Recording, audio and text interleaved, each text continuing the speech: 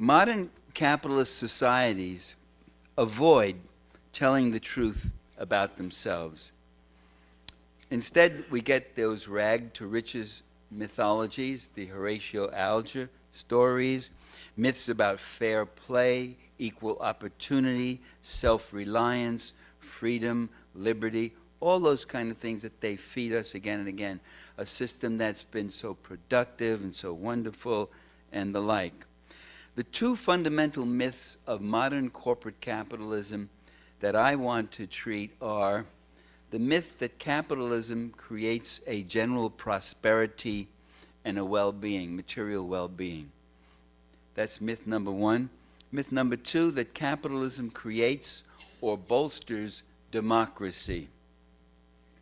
We even hear the phrase capitalist democracies, Western capitalist democracies and the like. Let me start with the one about prosperity. Before I get into that, there's another secondary myth I want to put aside. When I'm talking about capitalism, I'm talking about giant corporate capitalism, okay? I'm not talking about mom and pop small businesses. We're talking about transnational corporations and banks.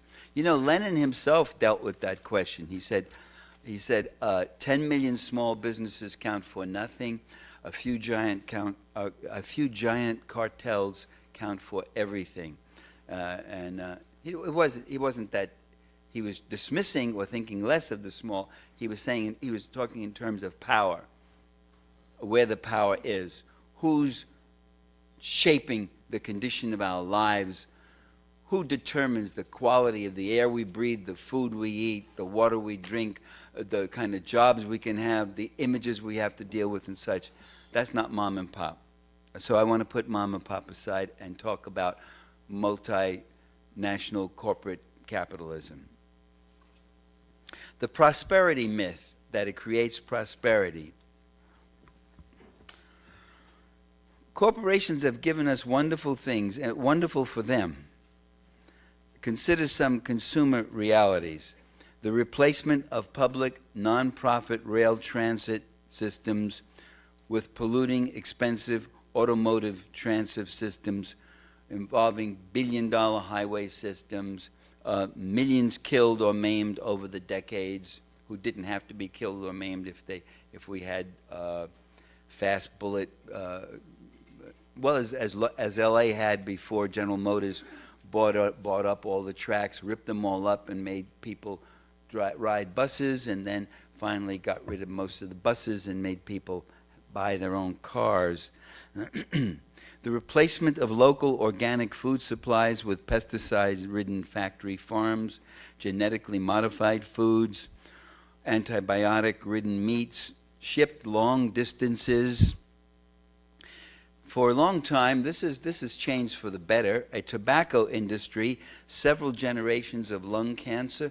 With remember that wonderful film of the Senate hearings with the CEOs from Liggett and Myers and all the other tobacco companies, and each one of them said no, caffeine is not addictive, and it's no caffeine. They all said that, and they all knew. Meanwhile, the evidence finally came up. They all knew it was addictive, and they all were deliberately injecting more caffeine into the cigarettes so that they would be nicotine. Thank you. Oh, what am I smoking? Okay, nicotine. I mean. I'm glad you're with me. Don't be so picky. Well, they got up. These guys should be in jail. That's called perjury. They lied under oath to Congress. They should be in jail. They never went to jail. But the tobacco industry is unfortunately, cigarette consumption has stopped declining in America. It's kind of leveled off now, and it's increasing dramatically in the third world. What the cigarette companies did is start moving out to the third world. Cigarettes became the cool thing in a lot of other countries, Asia, Africa, places like that.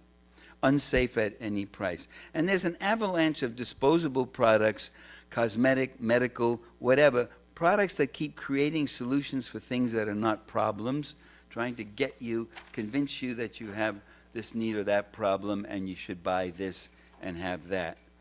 The history of capitalism has been a history of both great prosperity and great poverty. We often note how wealth and poverty, we often say, isn't it how unfortunate that so much wealth here with so much poverty right here, as if it was just an unfortunate juxtaposition. And in fact, it's not at all. It's, there's a dynamic interaction between those two things. This poverty exists because of this wealth. This wealth exists because of this poverty. It's a dynamic interrelationship. The wealth of the few rests on the poverty of the many. There could not be epauchi, as Cicero called them. Epauchi, P-A-U-C-I, Latin it is, it meant the few, the really elite group that ruled the Roman Senate. The Roman senators as such were one thing, but that inner group, the richest, most powerful men running Roman Senate, they could not have ruled and lived the way they want if they didn't, unless they had slaves and proletariat, impoverished people who worked for bare subsistence. There could be no lords and ladies without serfs who labor from dawn to dusk to keep the lords and ladies in the style to which they are accustomed. There could be no corporate capitalists without workers and indentured workers and debtors and taxpayers and all sorts of other people. So there's a real relationship between wealth and poverty.